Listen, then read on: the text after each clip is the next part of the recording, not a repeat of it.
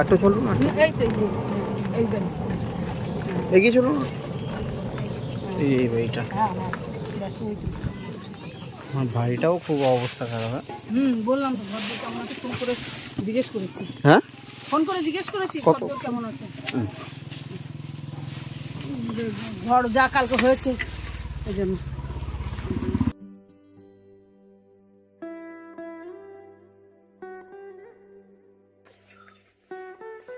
কেমন আছো? ভালো আছি। হ্যাঁ, ভালো আছি। তোমার নামটা কি যেন? সুমন রায়। সুমন। আর তোমার নাম যেন কি? সাথী রায়। সুমন আর সাথী। হ্যাঁ, ভালো আছো? হ্যাঁ। আর ওখানে কি করছে সুমনের বাবা? কি করছেন দাদা? এত বেলায় রান্না, কি ব্যাপার? লেট হয়ে গেল আর কি। মানে এখন কটা বাজে বলুন তো? কটা বাজে বলুন তো? 1:30। 1:30টার বেশি, 2টো বাজে। তো আপনি এখন রান্না করছেন নাকি? হ্যাঁ হ্যাঁ, মানে এই ছোট ছোট বাচ্চাগুলো একাই থাকে বাড়িতে?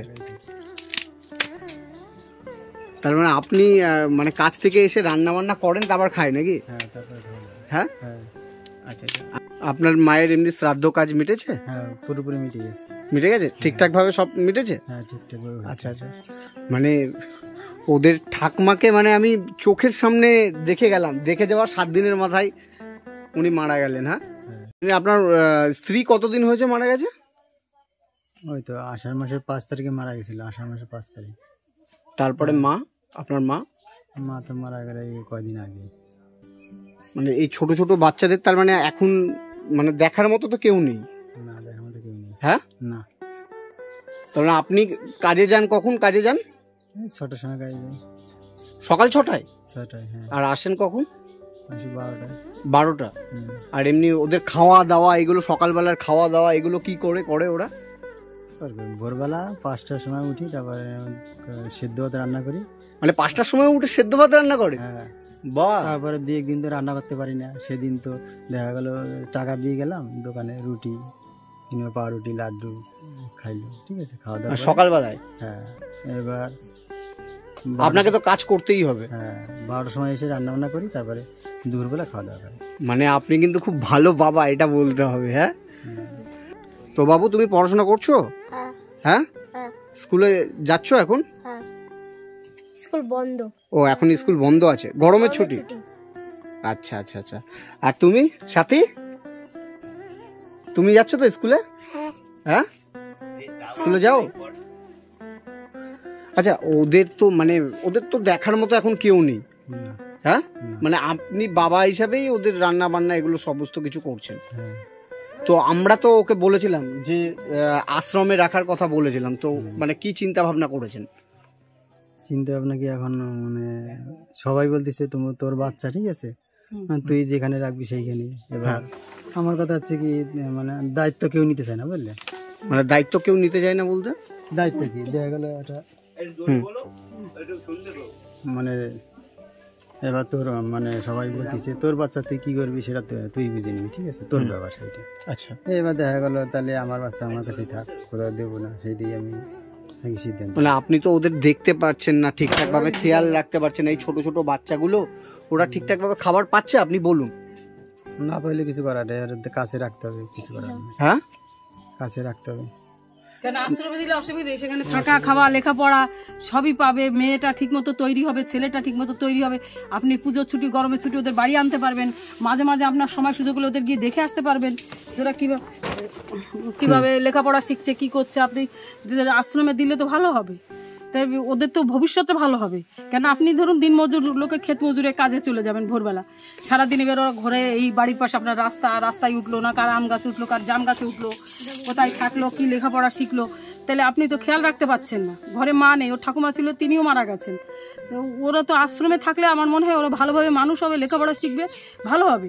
আপনি মাঝে মাঝে যখন আপনার মন খারাপ হবে একটু দেখে এলেন, পুজো ছুটি গরমের ছুটি এসে আপনার কাছে 1 মাস থাকলো, তো সেটাই তো ভালো হয়। মানে দেখুন, মানে এরা তো ছোট ছোট। এর বয়স কত? সুমনের বয়স কত? 11 হবে। 11 বছর। ও সুমন, তুমি কোন ক্লাসে পড়ছো জানো? 5-এ। ক্লাস 5-এ পড়ো। আর সাথীর কত জন বয়স? 8। সাথী কত? 8। মানে এই যে ছোট মিষ্টি মেয়েগুলো, মানে ওদের তো আপনি দেখভাল করতে পারছেন না, পারছেন কি ঠিকঠাক ভাবে? না, ঠিকঠাক আপনি তো নিজের কাজে বেরিয়ে যাচ্ছেন, ঠিক। বেরিয়ে যাচ্ছেন তো? হ্যাঁ হ্যাঁ। তাহলে এই ছোট ছোট বাচ্চাগুলো ওরা বাড়িতে, তুমি বাবা যখন বেরিয়ে যায় কোথায় থাকো তোমরা? বাড়ি থেকে মোবাইল দেখে ওই কল দিতে বাড়ি থেকে, হ্যাঁ, কল দিতে বাড়ি থেকে বসে থাকি। মানে পাড়ায় ঘুরে বেড়াও। আর সাথে তুমি কি করো? কল দিতে বাড়ি বসে থাকি। সাথে কি করো তুমি? মতো যাই ঘরে বসে থাকি, কল দিতে বাড়ি খেলা করি। আর তুমি কি রান্না বান্না করো নাকি মাঝে মধ্যে?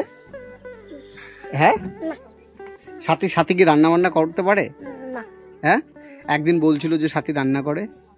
করতে পারি। তুমি করতে পারো তাই তো? হ্যাঁ। হ্যাঁ, দাদা ভাত রান্না করে মাঝে মধ্যে?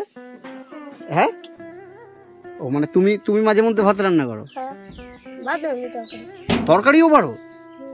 বাবা, আবার সে খুব ভালোভাবে মানুষ হোক, এই যেভাবে আছে, যে পরিবেশ দেখছো তো, ঘর দুয়ারে কি অবস্থা, মানে কতটা অসহায় অবস্থায় থাকে। এই হচ্ছে ওনাদের বাড়ি, আমি এর আগেও দেখিয়েছিলাম ওনাদের বাড়ি, এবং এই বাড়ির অবস্থা দেখলে মানে আপনাদের চোখ দিয়েও জল পড়বে। এই বাচ্চাগুলো মানে এই ছোট ছোট বাচ্চা, এর নাম হচ্ছে সাথী আর এই হচ্ছে সুমন, এরা কিন্তু এই বাড়িতেই থাকে, এই বাড়িতেই তো থাকে। হ্যাঁ হ্যাঁ, মাসি বলতেছে না দিতে হবে না, বাড়িতে যাবে, টুকটাক কষ্ট হইলো রাখিস আর কি বলবো।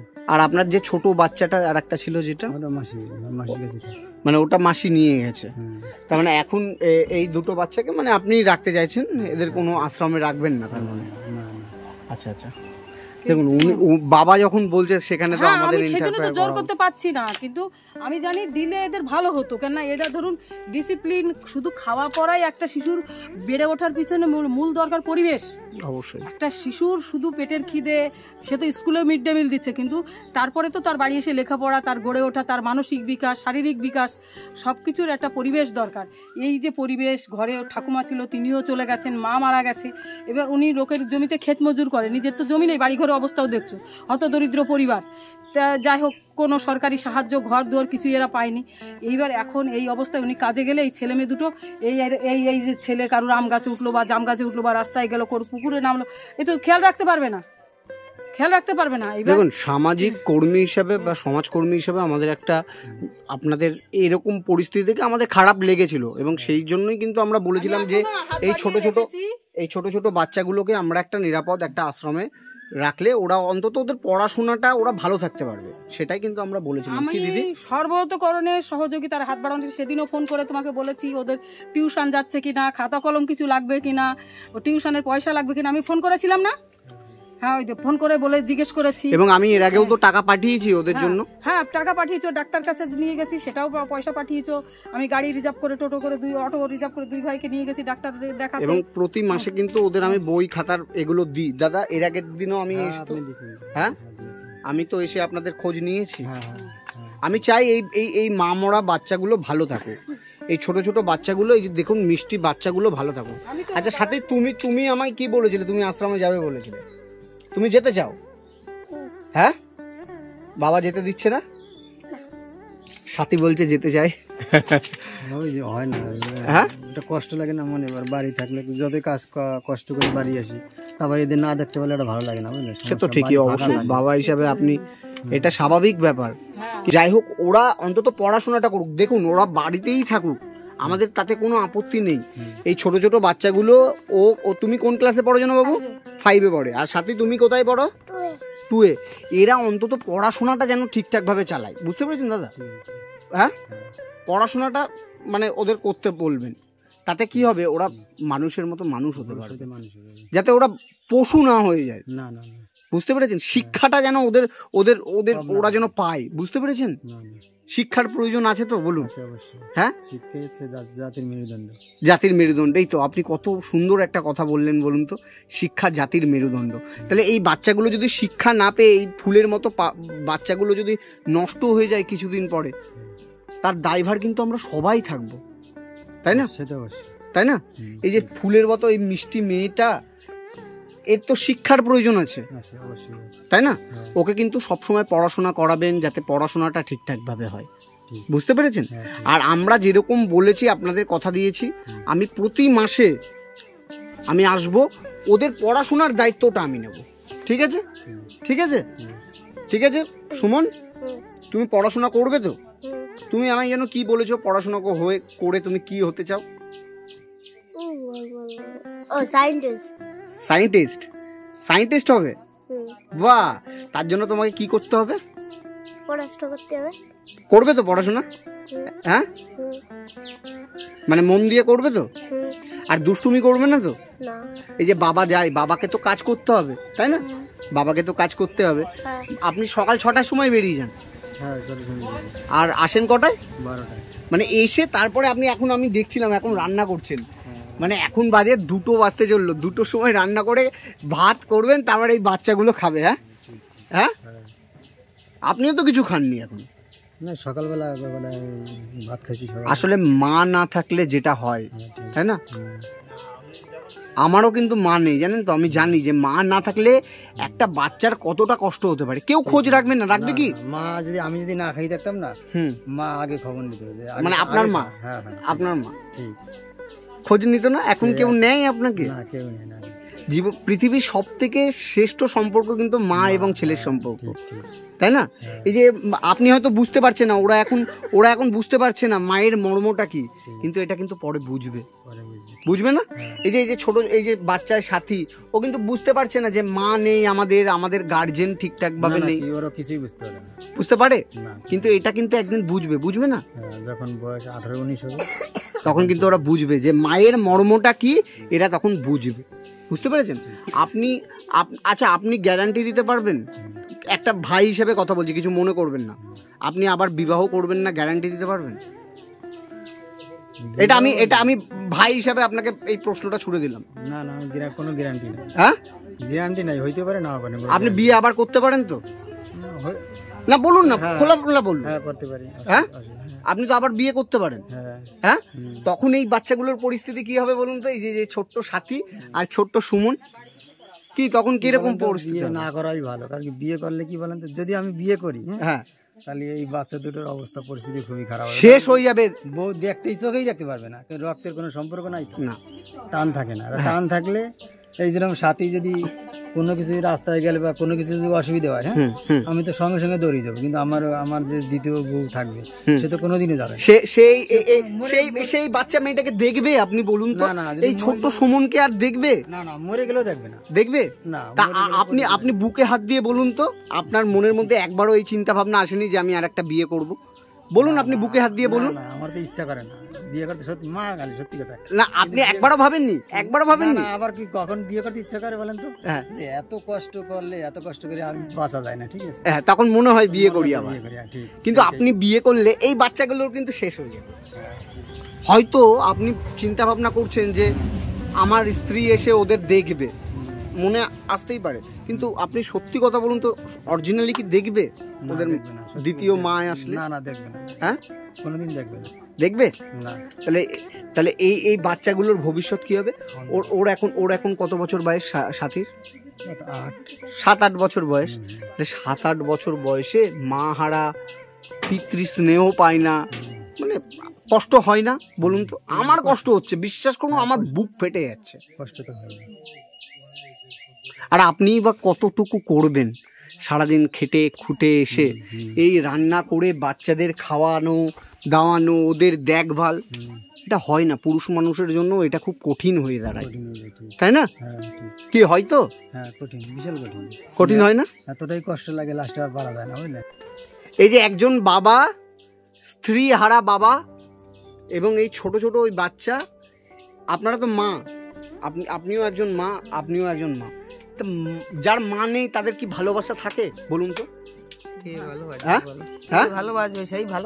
পৃথিবীর সব থেকে ভালো সম্পর্ক কি? মা এবং ছেলে মেয়ের সম্পর্ক। তো মাতৃহীন শিশুর জীবন পরম শূন্যতায় ভরা, এটা কবির কথা, আমার কথা নয়। মাতৃহীন শিশুর জীবন পরম শূন্যতায় ভরা। মা যতটা ছেলে মেয়েদের কাছের করে রাখতে পারে, বাবা পারে না। তারপরে তো খুব কষ্ট করে, অসীম কষ্ট করে ওর বাবা। আমি এর আগেও এসেছিলাম, এই পরিবারকে সাপোর্ট করে গেছে। এর আগে আপনি ছিলেন মনে হয়। তারপরে বাচ্চাদের লেখাপড়া পড়তে বসান, খুব চেষ্টা করে। এই যে ছোট ছোট মেয়ে সাথী এসে, ওর সাথী, এই যে এই বাচ্চা মেয়েটা, ও এখনো কিন্তু মা কি জিনিস ও কিন্তু বোঝেনি, কিন্তু এই যে ফুলের মতো এই যে বাচ্চা মেয়েটা, আজকে হয়তো ওর বাবার কষ্ট হচ্ছে, ও অন্য কোথাও গেলে আশ্রমে বা ইয়ে হলে, কিন্তু এই মেয়েটাকে যদি কেয়ার না করে এ কিন্তু শেষ হয়ে যাবে। আপনি বলুন তো, সমাজ কি এখন বর্তমান সমাজ ভালো? না না, সমাজ তো মোটেই ভালো না। ভালো না ভাই, শোনো, বললাম তো, একটা শিশুর বেড়ে ওঠার জন্য শুধু খাওয়াটাই সব নয়, তার পরিবেশ পরিস্থিতি, মানসিক বিকাশ, শারীরিক বিকাশ সবকিছুই দরকার আছে। এবার একটা বললাম না, মাতৃহীন শিশুর জীবন চরম চূর্ণতরে। উনি লোকের জমিতে ক্ষেত মজুরের কাজ করে। হ্যাঁ, ওনার আবেগের জায়গা থেকে স্ত্রী গেছে, মা গেছে, ছেলে মেয়ে লোকের জমি খেটে খুটে এসে সন্তান দুটোর মুখ দেখলে হয়তো ওনার ভালো লাগে, প্রাণ জুড়িয়ে যায়, সবই ঠিক আছে, কিন্তু ওদেরও তো ভবিষ্যৎ আছে, লেখাপড়া শিখা, ভবিষ্যতে ভালো করা। এই জন্যই আমি ভালো এডুকেশন যাতে পাই সেইভাবে ব্যবস্থা করতে চেয়েছিলাম।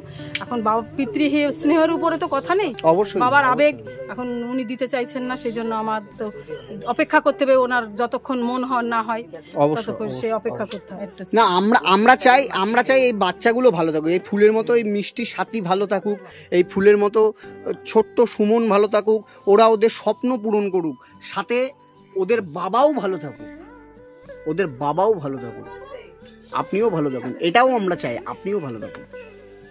বুঝতে পেরেছেন? বাবা কত ভালোবাসে তোমাদের বলো তো, তাই না? অনেক ভালোবাসে না? বাবাকেও তোমরা ভালোবাসবে। হ্যাঁ সাথী, বাবাকে সব সময় ভালোবাসবে। বাবা কত কষ্ট করছে বলো তো, তাই না? সাথে তুমি কি করো বাড়িতে যখন বাবা থাকে না? খেলা করি, তারপর হচ্ছে কলকাতাদের বাড়ি যে খেলা করি, দেখি। মানে পাড়াতেই ঘুরে বেড়াও, বাড়িতে থাকো না? এই তো কাছাকাছি বাড়ি, এই দুটো বাড়ি পাশ পড়ে, মানে পাড়াতেই থাকো? ও, দুই ভাই বোন মিলেই পাড়াতেই থাকো? মানে বিকালবেলা একটু খেলতে যাই আর যাই না, এমনি পাড়ায় ঘুরে। আচ্ছা আচ্ছা। সাথে তোমাকে ওই জেঠিমাটা এসে তোমাকে জামা কাপড় দিয়েছিল? হ্যাঁ, আচ্ছা আচ্ছা, আমি পাঠিয়েছিলাম বুঝলে বাবু, আর তোমাকে দিয়েছিল তো? আচ্ছা, পড়াশোনাটা করবে তো মন দিয়ে? হ্যাঁ, পড়াশোনাটা করবে। আর আপনিও চিন্তা ভাবনা করুন, দেখুন কি করবেন। আমরা সব সময় সুমন এবং সাথীর সঙ্গে আমি অন্তত আমি এবং ওই দিদি সব সময় আছি। যখনই আপনাদের প্রয়োজন হবে আমাকে একবার ফোন করবেন, দিদিকে একবার ফোন করবেন, আমরা ছুটে আসবো। ওদের জন্য কিন্তু এই দুই ভাইয়ের জন্য, দুই ভাই বোনের জন্য আমি এবং এই দিদি সব সময় আছি, ওদের জন্য সবকিছু করে দেবো। বললাম আমি তোমাকে কি বলেছি, কোনো লজ্জাবোধ করবে না, ওদের খাতা কলম বইপত্র যা লাগবে, টিউশন লাগবে, তুমি কিন্তু আমাকে বলবে। আমি ফোন করে বলেছি না, আমি মাঝে মাঝে ফোন করে খোঁজ নিচ্ছি। আমরা সব সময় এই দুই ভাই বোনের জন্য আছি। আর ছোট আর একটা ভাই ছিল, সে তো মাসি বাড়ি নিয়ে গেছে, ঠিক আছে, ওদের মা নেই, মাসির কাছে থাকেও। আর এই দুই ভাই বোনের জন্য আমরা সব সময় রয়েছি, ঠিক আছে? কোনো রকম কোনো প্রবলেম হবে আমাকে জানাবেন অন্তত, ঠিক আছে দিদি?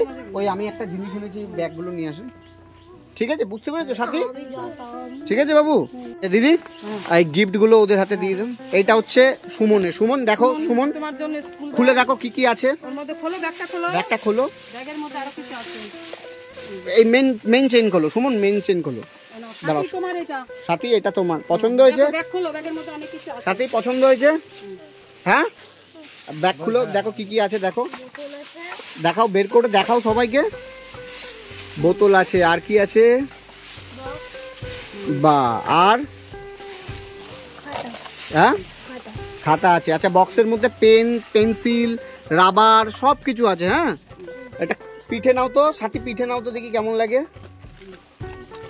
এই যে এর মধ্যে সব কিছু রয়েছে, ঠিক আছে? পেন পেন্সিল সব আছে, পিঠে নাও দেখি। সাথী তুমি নাও, একটু পেছন ঘুরে দেখাও একটু দেখি। বাহ, এই হচ্ছে সাথীর ব্যাগ। সাথী একটু ঘোরো, পছন্দ হয়েছে তোমার? স্কুল যাবে তো ঠিকঠাক ভাবে পড়াশোনা করতে হবে, করবে তো? তুমি যেন বড় হয়ে কি হতে চাও? বাহ, তোমাকে কিন্তু পুলিশ হতে হবে, হবে তো? পুলিশ হবে তো তুমি? ওয়েস্ট বেঙ্গল পুলিশ হবে নাকি? বাহ, তোমার স্বপ্ন পূরণ হোক, আমি আছি তোমার জন্য, ঠিক আছে? তোমার স্বপ্ন পূরণ হোক। হ্যাঁ বাবু, তুমি ভালো থেকো। আর আমাদের সুমন বাবু, তুমি কি হতে চাও যেন? হাত দাও। তুমি কি হবে? সায়েন্টিস্ট। সায়েন্টিস্ট। বাহ, তোমার জন্য আমি আছি, ঠিক আছে? তুমি তোমার স্বপ্ন পূরণ করো, হ্যাঁ, ঠিক আছে? তো বলেছি পড়াশোনার দায়িত্ব, আমি এর আগের মাসে এসে আপনাকে কিছু টাকা দিয়ে গেছিলাম, ওদের পড়াশোনার বা আপনাদের শ্রাদ্ধ কাজের জন্য যেগুলো কিছু আমি বলছি না যে আমি হিউজ আপনাদের হেল্প করছি, আমি আমার সামর্থ্য মতো কিছুটা হলেও আপনাদের হেল্প করেছি, ঠিক আছে? এই টাকাটা রাখুন, ওদের পড়াশোনার জন্য কিন্তু আমি এটা দিলাম। প্লিজ এটা কিন্তু এই পড়াশোনার কাজেই কিন্তু টাকাটা লাগাবেন, এটা কিন্তু আপনার কাছে মানে ইয়ে করলো। ওদের টিউশন আছে, টিউশন পড়তে যায় এই মাস থেকে, হ্যাঁ অন্য দিদিমণি দেখতে হবে, ঠিক আছে? দিদিমণি আর পড়া কত টাকা নেবে দিদিমণি? একটা দিদিমণি মাসে কথা বলছে। হ্যাঁ, মাসে 1000 টাকা। দুজনের, তাই তো? হ্যাঁ, দুজনের 1000 টাকা নেবে, 500 টাকা। এখানে কত আছে একটু গুনুন। 1000 টাকা। এই টাকাটা ওদের পড়াশোনার পেছনেই, সাথী এবং সুমনের পড়াশোনার পেছনেই কিন্তু খরচা করবেন। আমি কিন্তু আবারও বলে গেলাম, আর কোনো রকম কোনো ওদের পড়াশোনার সম্পর্কিত কিছু যদি প্রয়োজন হয় আমায় কল দেবেন, ঠিক আছে? আমার নাম্বার আছে তো, আজকে আমি 3-4বার ফোন করেছি। লাস্টে 72। হ্যাঁ, ওই নাম্বারে ফোন করবেন, ঠিক আছে? বা ওই দিদি আছে, দিদিকে ফোন করবেন, ঠিক আছে? আর এই টাকাটা আপনি রেখে দেবেন, ওদের পড়াশোনার খরচায় ব্যবহৃত করবেন, ঠিক আছে? ভালো থাকবেন আপনি, ঠিক আছে? ঠিক আছে। এই অতীন্দ্র কথা দিয়ে গেল আপনাদের জন্য এবং এই 2 বাচ্চার জন্য অল টাইম আছে, ঠিক আছে? যে কোনো সমস্যা আমায় ফোন করবেন, ঠিক আছে? এই কথা দিলাম আমি আজকে, ঠিক আছে? ওদের পড়াশোনার যাবতীয় যা এই সাথী এবং সুমনের সমস্ত কিছু আমি বহন করব, ঠিক আছে? কথা দিয়ে গেলাম, ঠিক আছে? ভালো থাকবেন দাদা, হ্যাঁ, ভালো থাকবেন।